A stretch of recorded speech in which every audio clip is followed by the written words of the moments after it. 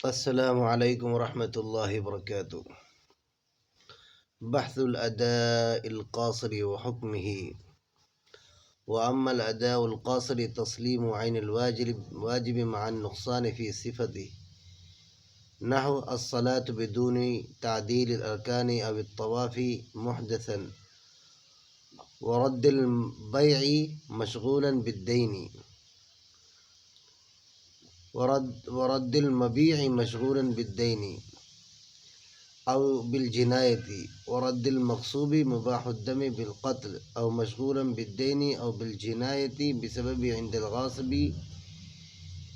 وأداء الزيوف مكان الجياد إذا لم يعلم الدائن ذلك۔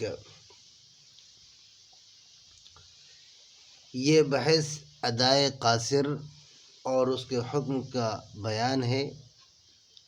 ادائے قاصر یہ ہے کہ عین واجب کو اس کے مستحق کے حوالے کرنا، یعنی مامور بہ کو عین مامور بہ کو ہی ادا کرنا یا حوالے کرنا، لیکن صفت نقص کے ساتھ، یعنی اس میں ذات میں تو کوئی کمی نہیں ہوئی لیکن اس کی صفات میں یا صفت میں کچھ کمی ہو گئی، اس کو ادائے قاصر۔ ادائے قاصر کا مطلب ہوتا ہے ادائے ناقص، اور اس کا حکم کا بھی بیان ہونا ہے اس میں۔ تو اس کا حکم یہ ہے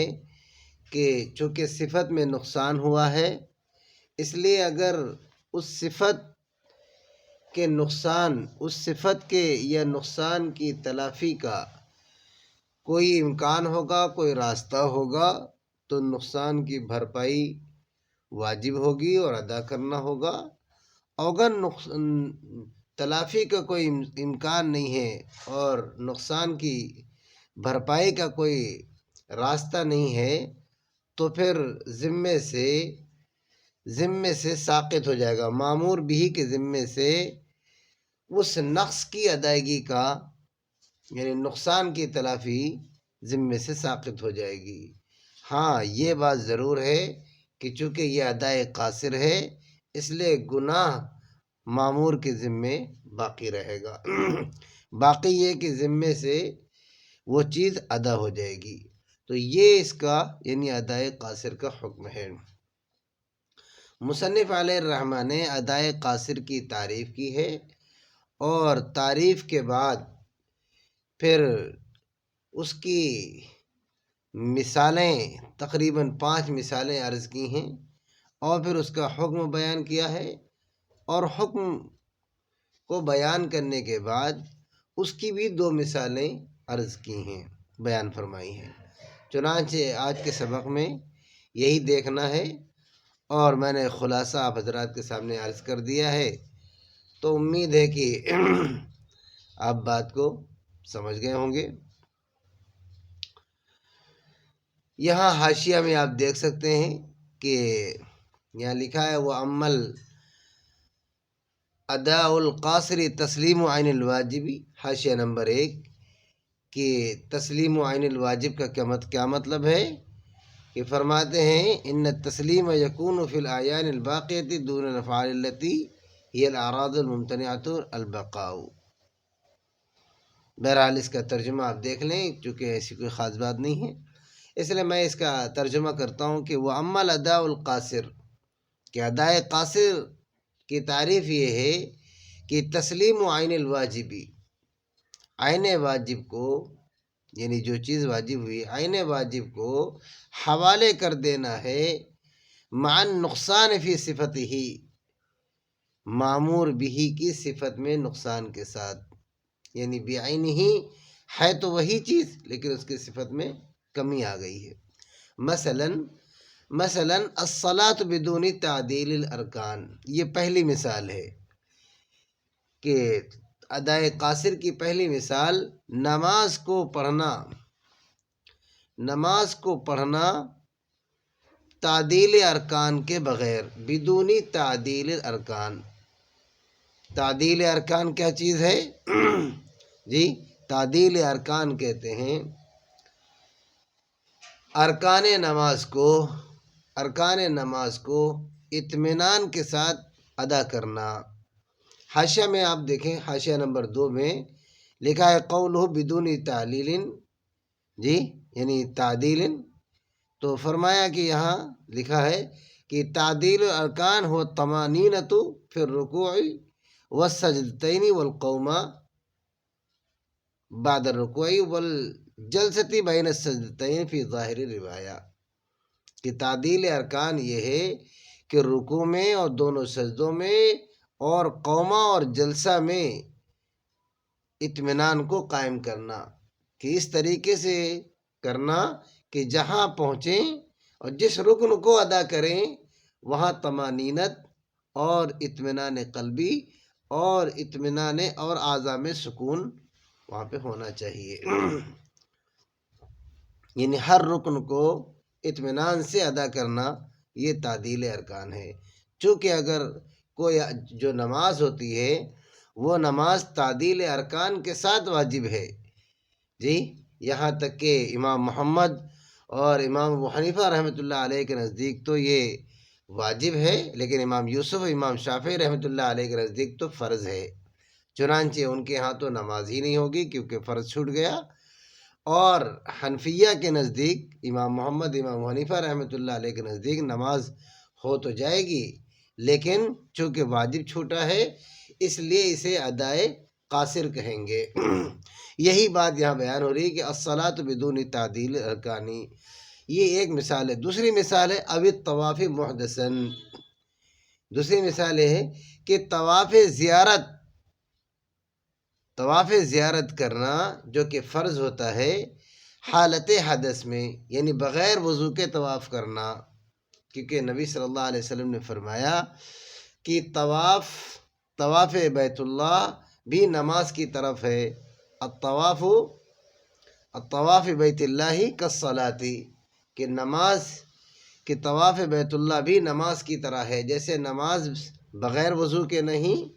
ایسے ہی طواف زیارت بھی بغیر وضو کے نہیں۔ چنانچہ اگر کوئی آدمی بغیر وضو کے طواف کرتا ہے تو یہ ادا ہے، یقیناً قضا نہیں ہے، ادا ہے، لیکن ادائے قاصر ہے۔ اور فرماتے ہیں کہ تیسری مثال اس کی یہ ہے ورد المبیع مشغولا بالدین او بالجنایت، یہ تیسری مثال ہے کہ مثال یہ ہے کہ اگر کوئی آدمی بیع کرتا ہے اور بیع کرنے کے بعد مبیع کو اس صفت پر واپس نہ کرے جس صفت پر عقد ہوا تھا تو یہ ادائے قاصر کہلائے گا۔ جی جیسے مثال کے طور پر کسی غلام کو خریدا تو جس وقت خریدا تھا اس وقت وہ غلام معصوم بالدین تھا، جی اور معصوم بالجنایت تھا، جی یا فارغن بالدین تھا اور فارغن بالجنایت تھا، یعنی اس کے ذمے نہ کوئی قرض تھا اور نہ اس کے ذمے کوئی تاوان تھا، وہ بالکل فارغ تھا۔ اور خریدنے کے بعد چونکہ قبضہ بھی بیع کی ایک بیع کے ارکان میں سے ہے، لیکن ابھی اس نے حوالے نہیں کیا تھا، ابھی مبیع کو اس نے حوالے نہیں کیا تھا، مبیع ابھی جو ہے بائع کے پاس ہی ہے، کہ اسی درمیان وہ غلام کوئی جنایت کر لیتا ہے، کوئی گناہ کر لیتا ہے جس کی وجہ سے اس کے ذمے جی تاوان آ جاتا ہے، یا کوئی حد اس کے اوپر جاری ہو جاتی ہے، یا وہ کوئی عقد کر لیتا ہے جس کی وجہ سے اس کے اوپر قرضہ آ جاتا ہے۔ اب بائع کے ذمے یہ ہے کہ اس مبیع کو حوالے کرے، چنانچہ بائع اس غلام کو مشتری کے حوالے کرے گا، لیکن اب جس غلام کو وہ حوالے کر رہا ہے تو یہ غلام اس صفت کے ساتھ نہیں ہے جس صفت کے ساتھ بیع ہوئی تھی۔ تو فرماتے ہیں کہ یہ مبیع یعنی غلام کی واپسی مشغولاً بالدین ہو کر کے ہو رہی ہے اور مشغولاً بالجنایت ہو کر کے ہو رہی ہے، لہذا یہ ادائیگی ادائے قاصر ہے۔ یہ تیسری مثال ہو گئی۔ چوتھی مثال ہے ورد المغصوبی مباح الدم بالقتل او مشغولا بالدین او بالجنایتی۔ جی اس کا خلاصہ یہ ہے کہ یہ ترجمہ دیکھیں کہ مغصوب کو یعنی کسی غصب کی ہوئی چیز کو واپس کرنا اس حال میں کہ وہ قتل وغیرہ کرنے کی وجہ سے مباح الدم ہو چکا ہو، یعنی اسے بھی بدلے میں قتل کیا جائے گا، یہ صورتحال پیدا ہو چکی ہو، یا وہ مشغول بالدین ہو چکا ہو یا مشغول بالجنایت ہو چکا ہو۔ اس کی تفصیل یہ ہے کہ اگر کوئی شخص کسی کے پاس سے کوئی چیز غصب کرتا ہے اور جس وقت غصب کرتا ہے اس وقت وہ چیز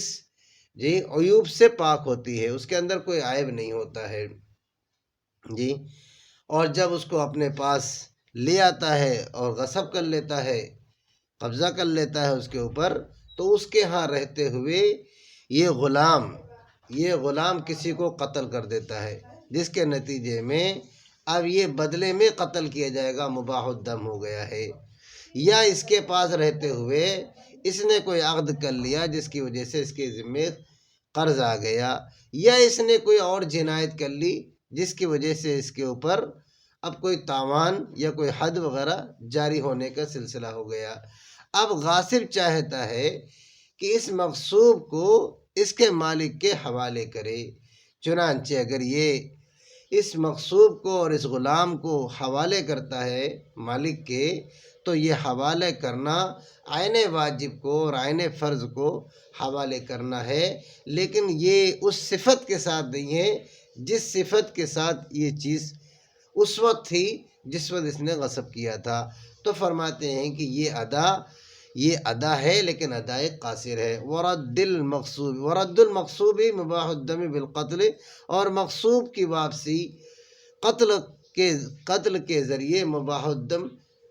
الدم ہو کر، یا مغصوب کو مباح الدم ہونے کی حالت میں واپس کرنا قتل کی وجہ سے، او مشغولا بالدینی، یا قرض میں مشغول ہونے کی حالت میں واپس کرنا، او بالجنایتی، یا کوئی گناہ اور کوئی جنایت کرنے کے بعد یا کوئی حد لاگو ہونے کے بعد اس کو واپس کرنا، جی یہ ادائے قاصر ہے۔ فرماتے بسبب عند الغاصبی، جی اس سبب کی وجہ سے جو غاصب کے ساتھ پیش آیا، کیونکہ یہ سارے حالات یہ نقص ہے یہ غاصب کے پاس رہتے ہوئے غلام کے اندر پیدا ہوا ہے۔ یہ چوتھی مثال تھی، اور پانچویں مثال ہے جی وہ اداء الضیوف مکان الجیادی، کہ کھوٹا واپس کرنا کھرے کی جگہ پر، جی اذا لم یعلم، جب نہ جانے دائن اس کو، یعنی قرض خواہ نہ جانے اس کو۔ یہ جو شرط ہے دائن نہ جانے، یہ جو ہے اضافت بیانیہ ہے، یہ کوئی شرط نہیں ہے، اور جانے یا نہ جانے اس سے فرق نہیں پڑتا ہے، جاننے سے وہ مسئلہ بدلے گا نہیں، بلکہ بات یہ ہے، اس کا خلاصہ یہ ہے اس بات کا کہ اگر کوئی آدمی کسی سے قرض لیتا ہے اور قرض لیتے وقت وہ مال اچھا اور صاف ستھرا مال لیتا ہے، لیکن جب اس مال کو یا اس قرض کو جب ادا کرتا ہے مالک کو، دائن کو، جی مدیون جب دائن کو جی ادا کرتا ہے تو اس وقت وہ ضیوف ادا کرتا ہے، یعنی کھوٹا واپس کرتا ہے، تو فرماتے ہیں کہ یہ بھی ادائے قاصر ہے اور ادائے ناقص ہے۔ وہ ادا الضیوفی، اور کھوٹا سکہ واپس کرنا یا کھوٹا مال واپس کرنا، یا جو مال لیا تھا اس مال کی ادنا کوالٹی کے ساتھ اس کو، یعنی حقیر کوالٹی کے ساتھ اس کو واپس کرنا اچھے کی جگہ پر، یہ ادائے ناقص ہے، ادائے قاصر ہے۔ تو ان 5 مثالوں سے یہ بات واضح ہو گئی کہ ادائے قاصر کسے کہتے ہیں۔ اب اس کا حکم آگے بیان ہوگا، تو اس کو بھی ملاحظہ فرما لیں کہ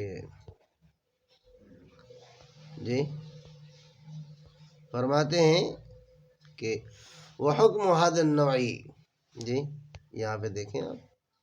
یہ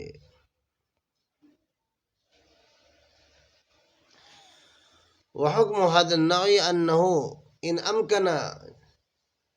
امکن جبر النقصان بالمثل ينجبر به،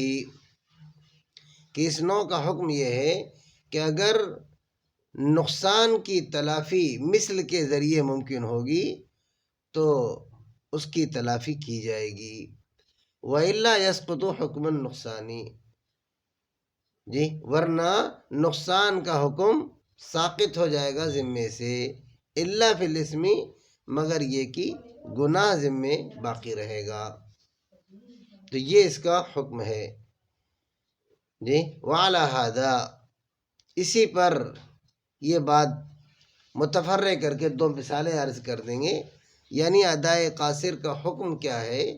اس کو بیان کرنے کے بعد اس میں 2 مزید مثالیں عرض کریں گے تاکہ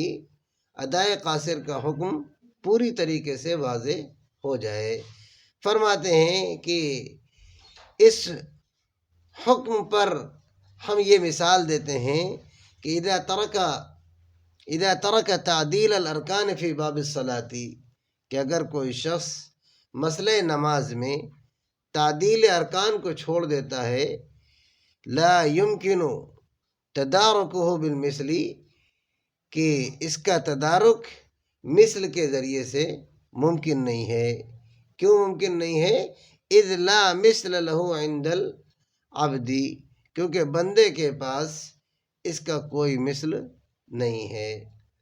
جی۔ فسقط، چنانچہ جی جبر جو ہے یعنی تلافی ذمے سے ساقط ہو جائے گی۔ اور دوسری مثال ہے وَلَوْ تَرَكَ الصَّلَاةَ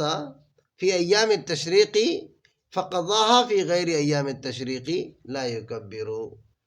کہ اگر کوئی آدمی ایام تشریق میں نماز کو ترک کر دیتا ہے اور بعد میں غیر ایام تشریق میں اس نمازوں کی قضا کرتا ہے، تو وہ نمازیں تو ادا ہوں گی لیکن ان نمازوں کے بعد لا یکبرو، تکبیر تشریق نہیں کہے گا۔ کیوں نہیں کہے گا؟ لأنه ليس له التکبیر بالجہر شرعا، اس لیے کہ شرعاً تکبیر بالجہر شرعاً ثابت نہیں ہے، اس کا کوئی ثبوت نہیں ہے۔ اس لیے کہ تکبیر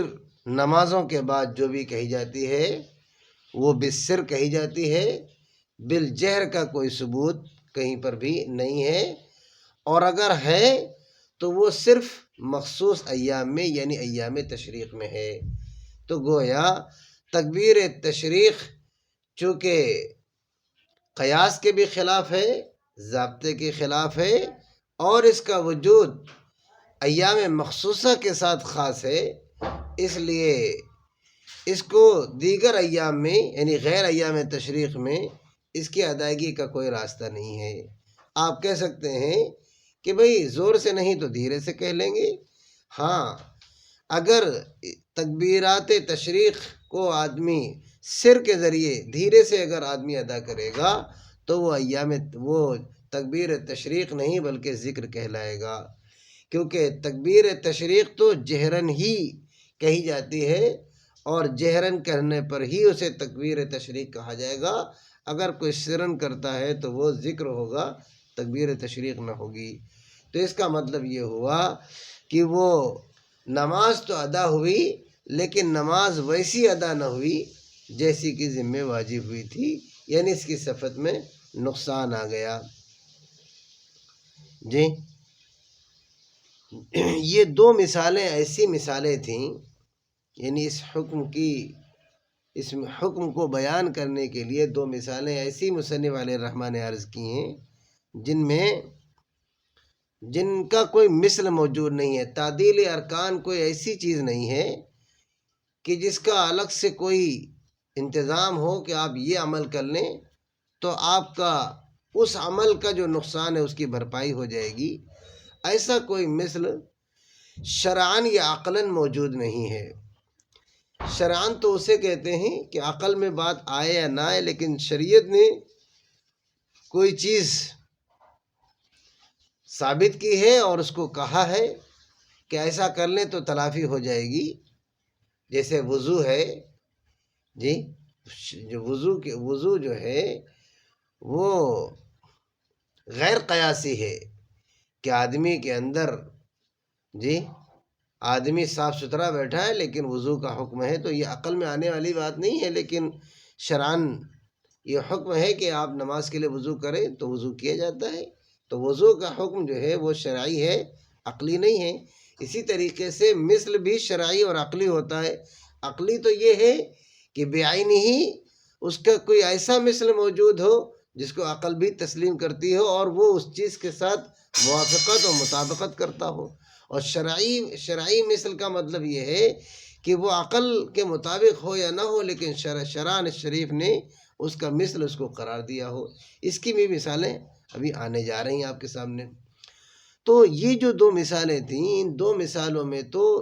اس کا مثل موجود نہیں ہے، یعنی تعدیل ارکان کا بھی مثل نہیں ہے اور تکبیر تشریق کا بھی کوئی مثل نہیں ہے۔ آگے جو مثالیں عرض کرنے جا رہے ہیں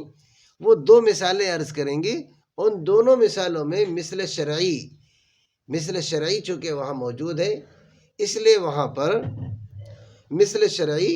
کو ادا کر کے اس کی تلافی کی جائے گی، چونکہ اس کا حکم یہی بیان ہوا ہے، ادائے قاصر کا حکم یہی بیان ہوا ہے کہ اگر نقصان کی تلافی کی کوئی شکل ہوگی تو تلافی کی جائے گی، اور اگر تلافی کی کوئی شکل نہ ہوگی تو تلافی ذمے سے ساقط ہو جائے گی۔ چنانچہ دو مثالیں ایسی عرض کر دیں کہ جہاں پہ تلافی کا امکان نہیں ہے، تو اگر تلافی نہیں ہے تو ذمے سے ساقط ہے۔ اب دو مثالیں ایسی عرض کرنے جا رہے ہیں جہاں پر تلافی کی شکل موجود ہے اور مثل شرعی ہے، وہاں پہ شریعت نے اس کا مثل بتایا ہے، اور مثل بتایا ہے تو چونکہ وہاں پہ تلافی کا امکان ہے، لہذا وہاں پہ تلافی ضروری ہوگی اور بغیر تلافی کی کوئی صورت ادا کرنے کی نہ ہوگی۔ اسی لیے یہاں پر مصنف علیہ رحمہ فرماتے ہیں کہ وَقُلْنَا، ہم کہیں گے کہ فی ترک قراءۃ الفاتحۃ والقنوت والتشہد وتکبیرات العیدین انہ یجبر، کہ قراءۃ فاتحہ، سورہ فاتحہ کی قراءت کو ترک کرنے میں اور دعائے قنوت کو ترک کرنے میں اور تشہد یا تکبیرات عیدین کو ترک کرنے کی صورت میں انہ یجبر، ان کی تلافی کی جائے گی بالسہو، سجدہ سہو کے ذریعے سے۔ اب آپ دیکھیں یہاں پہ کہ سجدہ سہو میں اور قراءت فاتحہ میں کیا مناسبت ہے، یا دعائے قنوت و تشہد میں اور تکبیرات عیدین میں اور سجدہ سہو میں کیا مطابقت ہے؟ یعنی کوئی دونوں میں نہ مناسبت ہے نہ مطابقت ہے، لیکن شرع شریف نے چونکہ ان کا مثل قرار دیا ہے کہ آپ سجدہ سہو کر لیں، آپ کے عقل میں آئے یا نہ آئے، لیکن شرع یہ بات کہتی ہے کہ آپ سجدہ سہو کر لیں گے تو اس نقصان کی تلافی ہو جائے گی جو نقصان آپ نے فاتحہ کو چھوڑ کر کے کیا ہے۔ چنانچہ چونکہ شرع نے اس کا مثل ہمیں دیا ہے، لہذا مثل کی ادائیگی ضروری ہوگی اور تلافی ضروری ہوگی۔ یہی بات ایک دوسری مثال ہے، وَلَوْ طَافَ طَوَافَ الْفَرْضِ مُحْدَثًا، کہ کسی آدمی نے طواف زیارت یا طواف فرض کیا بغیر وضو کے، فرماتے ہیں یجبر ذالک، اس کی بھی تلافی ضروری ہوگی بالدم، دم کے ذریعے، یعنی قربانی وغیرہ کے ذریعے۔ قربانی جیسا، جی، اس کا مثل یہ ہے کہ بکری وغیرہ ذبح کر کے اس کی تلافی کی جائے گی۔ کیوں؟ اس لیے کہ حج کے ارکان میں کوئی نقصان جب ہوتا ہے تو شریعت نے اس کا مثل بیان کیا ہے اور کہا ہے کہ اگر آپ نے کوئی ارکان میں غلطی کی ہے، کوئی کمی کی ہے، تو آپ قربانی کریں، آپ کا قربانی کرنا اس تلافی کو بھر دے، اس کی تلافی کر دے گا۔ چنانچہ فرماتے وہ مثل لہو شرعن، چنانچہ یہ اس کا مثل ہے شرعن۔ شرعن کا مطلب یہی ہے کہ عقل کے مطابق نہیں ہے، قیاس کے مطابق نہیں ہے، مگر شرع شریف کا حکم ہے، اور شرع شریف نے اس کا مثل ہمیں دیا ہے، اور جہاں پر تلافی کا راستہ کھلا ہوگا وہاں تلافی ضروری ہوگی۔ یہی ادائے قاصر کا حکم ہے۔ امید ہے کہ بات سمجھ میں آ گئی ہوگی، اور اس کا جو مابقیہ حصہ ہے ابھی یہ پورا ادا نہیں ہوا، کیونکہ مصنف علیہ الرحمہ نے اس پر چند مسائل بھی متفرع فرمائے ہیں۔ آپ کو یاد ہے کہ حضرت پہلے مثالیں عرض کرتے ہیں، تعریف کرتے ہیں، مثالیں عرض کرتے ہیں، پھر حکم بیان کرتے ہیں، اور پھر اس پر چند مسائل بھی متفرع کرتے ہیں۔ تو ابھی جو بات آپ کے سامنے آئی ہے وہ تو تعریف آئی ہے، اور اس کی مثالیں آئی ہیں، اور پھر اس کا حکم ہے، اور حکم کے بعد پھر اس کی بھی دو چار مثالیں آ گئیں، لیکن ابھی جو اس پر مسائل متفرع فرمائے ہیں اس کو یہاں سے بیان کیا ہے۔ وَعَلَى هَذَا لَوْ أَدَّى ضعیفاً مکان جید فہلک عند القابض، تو اس کو ہم انشاءاللہ کل بیان کریں گے۔ فجزاکم اللہ خیر الجزا۔ السلام علیکم ورحمۃ اللہ وبرکاتہ۔